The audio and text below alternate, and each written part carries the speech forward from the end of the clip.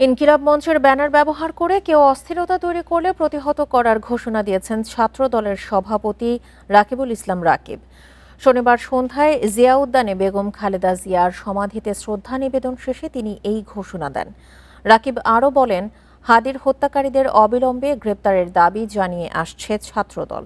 তবে ইনকিলাব মঞ্চের ব্যানার ব্যবহার করে কেউ কেউ অস্থিতিশীল পরিস্থিতি সৃষ্টি করতে চাইছে বলে সন্দেহ তার।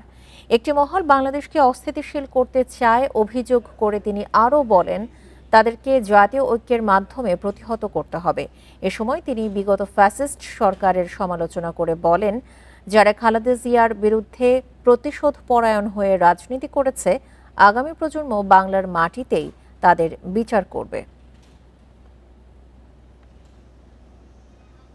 সকল ষড়যন্ত্রকে নস্যাৎ করব এবং সকল বাংলাদেশপন্থী শক্তিকে আহ্বান জানাবো, চলুন আমরা দেশ নেত্রী বেগম খালেদা জিয়ার আদর্শ অনুপ্রাণিত হয়ে বাংলাদেশ গড়ার ক্ষেত্রে নিরলসভাবে ভূমিকা রাখি এবং বাংলাদেশ যেন স্থিতিশীল থাকে, বাংলাদেশের সকল শিক্ষা প্রতিষ্ঠান যেন স্থিতিশীল থাকে, কোনো মব যেন এই বাংলাদেশে আর কখনো কেউ করতে না পারে, সেজন্য আমরা এক এবং ঐক্যবদ্ধ হই, সেই প্রত্যাশা রাখছি।